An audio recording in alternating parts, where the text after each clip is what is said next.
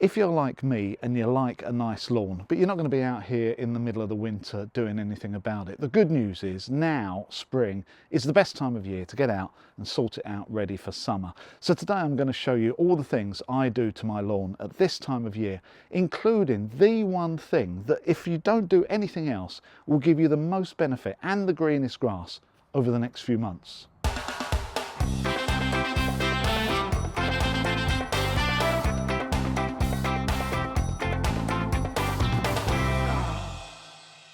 So yes, we're into spring, it's now late April and I haven't done anything on this lawn since about September last year, but the weather's getting a little bit better, it's getting a bit warmer, so now's the time to get out and get this ready for summer. And because I haven't done anything on it other than give it a cut last week, it's looking a bit rubbish actually, because not only have I got lots of weeds and dandelions, but actually if you look at it, it's not that green, it's more of a sort of straw colour, and that isn't just the thatch that's sitting in the lawn, that's just new grass that hasn't got enough nutrients to give you that nice deep green colour that we all like. Because I cut it last week, I'm not going to start with a cut, I don't think it needs it at the moment, but I am going to scarify, and I need to do that for two reasons. First of all, to get all the dead grass and all the rubbish out of the lawn after the winter, but secondly, I've got a bit of a problem that only scarifying really sorts out. Come on, have a look.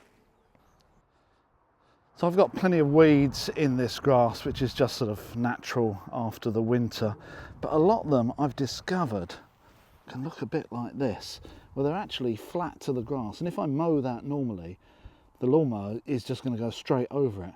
But actually when you start picking it out, it's sort of one of these ones that travel, and I really need to get that up and standing up so I can cut it.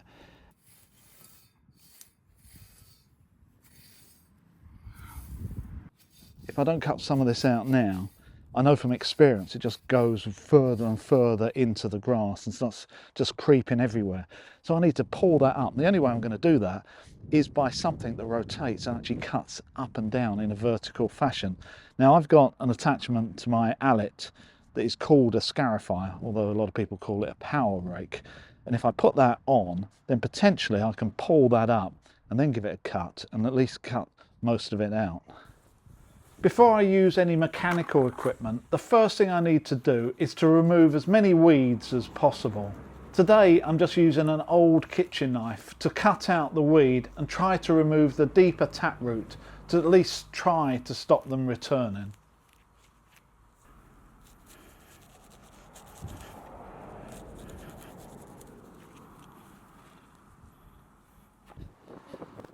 This is quite hard work, but it needs to be done. But there is actually another way of doing this, and that is to be out here maybe 4, 6, 8 weeks ago and applying the whole grass with a weed killer. Now that has to be done well in advance of any seeding, else it's going to affect your seeding. So if you're one of those people that managed to do that while the rest of us were inside with the heating on, trying to keep away from the cold outdoors, then at this point in the video you can feel really smug and maybe move on to the next stage. If you're like me and probably the other 99% of the population, you've got to get on your hands and knees and weed.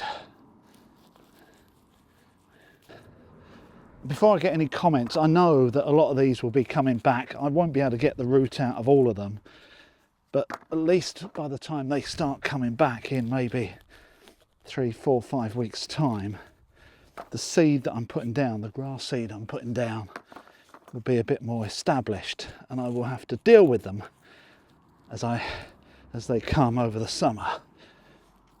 The best thing I can just do at the moment is to get rid of them as much as I can.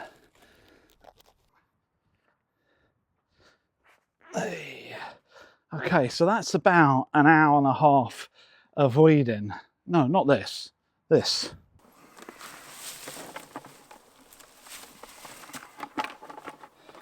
So after all of that, are all the weeds out? Probably not, but I think I'm probably 95% of the way there. I can't spend any more time on it because I've got a lot to do this afternoon.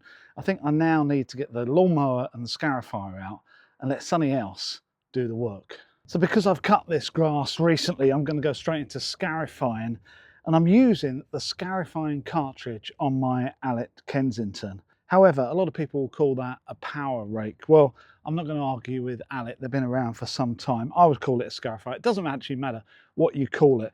Those tines are going to spin around and go through the grass vertically and pull up anything that isn't well connected to the soil underneath. So all that debris over the winter, any dead grass, moss, bits of twigs, everything. So the first thing I'm going to do is going to go over the whole grass, and at this point be aware you may find that you get quite a lot of debris coming out, more than you can deal with. So make sure you've got lots of bags, or you've got your compost heap, or wherever you're going to put these sort of cuttings ready for action, because you may well find you're going to be overwhelmed.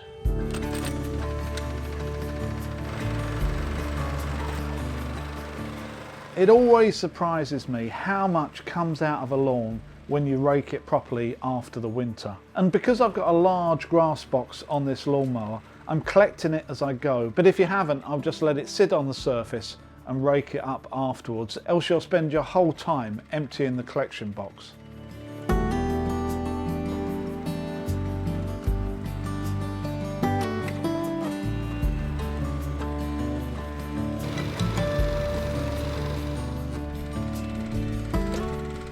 For my lawn doing this, which is around about 200 square metres, I've earned a good cubic metre at least of moss and dead material.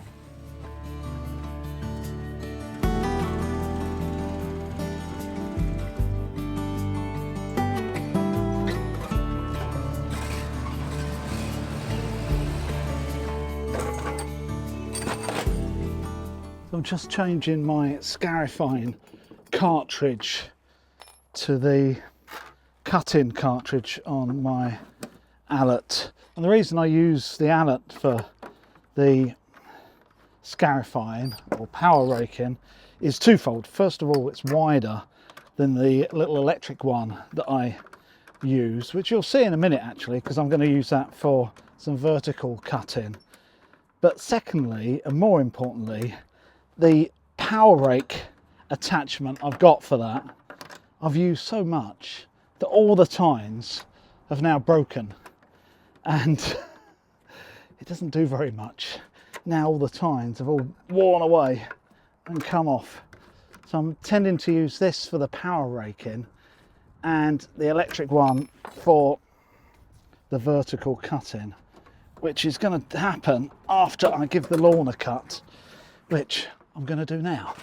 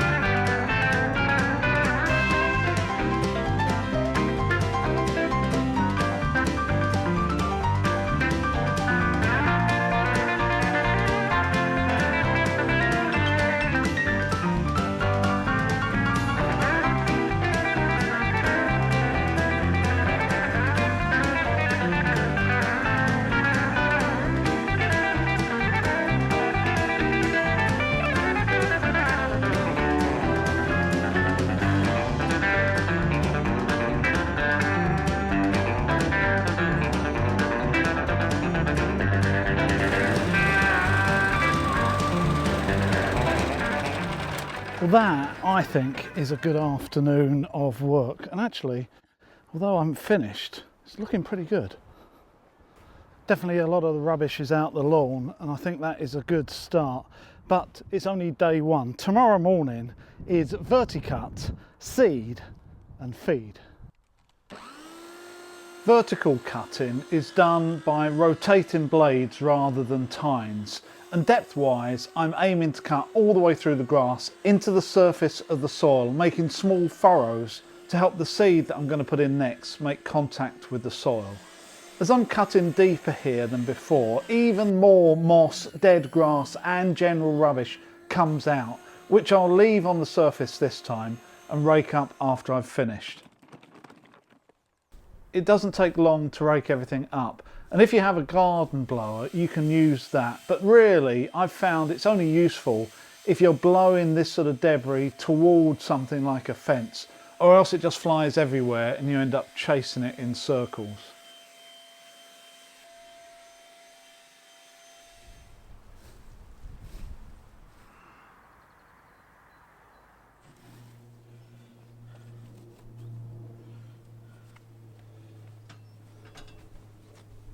Seed-wise, I'm using a pure ryegrass mix that I've used before on this lawn, just to help thicken up the existing grass.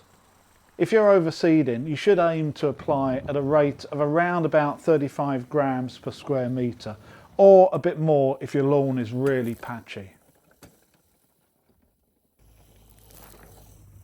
I randomly spread the seed until I've used it all up. So that is just about all the seed gone. So everything is seeded, vertical cut, everything's cleared up, and there's just one last thing to do. And I said at the beginning that if there's one thing you can do over everything else to help your grass over the summer, this is it. And it's feeding your grass. And I'm not talking about some sort of chemical feed or buying some of those pellets from the garden centre. The best feed that I've found over the years is just to use compost on the grass. Yes, just standard compost. Now the type I've got is quite fine, so it spreads really easily. But to be honest with you, it doesn't matter what type you use. It just gradually, after a couple of rainy days, soaks into the grass and just gives the grass so much nutrients that you'll see it growing quicker and greener than ever before. If you don't believe me, just buy one bag of compost and put it in one section of your lawn. Not too dry, not too wet, not too sunny and not too shaded.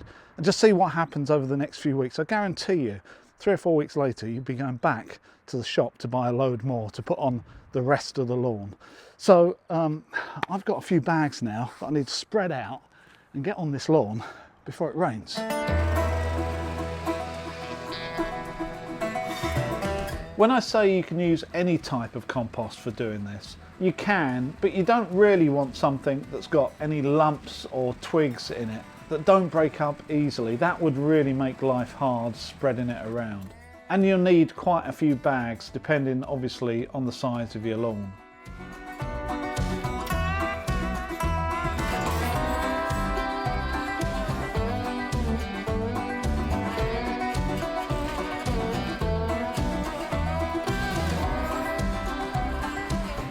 To do this properly, I would also suggest using a landscaping rake. This has got a wide straight metal head on it and a flat back, as you'll end up using the back as much as you do the front.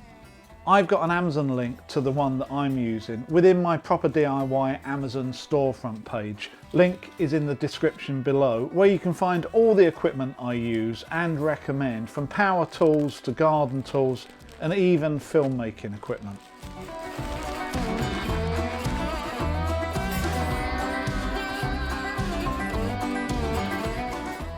As I rake the compost, any lumps tend to break up and it gradually finds its way further down into the grass and exposes more greenery and less black compost, a bit like sweeping soot into a carpet.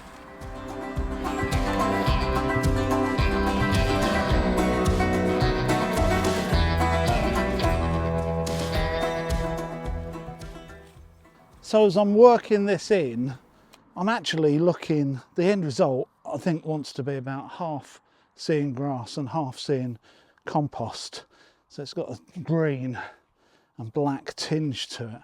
You don't want to be too thick, else the grass isn't going to come through. I think each bag, I think, covers around about 10 square metres. So you can work out how many bags you need. And these bags are 50 litres when filled.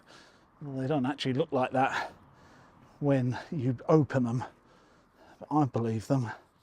And I think tonight I've earned a can of something cold.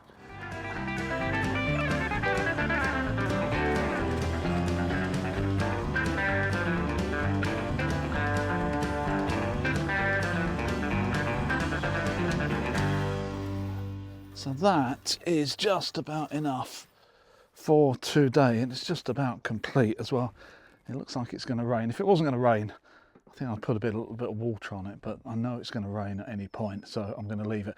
You'll see if you do this that over the next few days it gradually just settles into the grass, and after a week or so you can't even see it on the surface, and that's going to pay dividends for the next few months as we get into summer, more I think than buying any chemicals or pellets or any of that stuff that you buy from the garden centre and then get upset because it never does anything. So I hope you've enjoyed this video, and I will see you next time.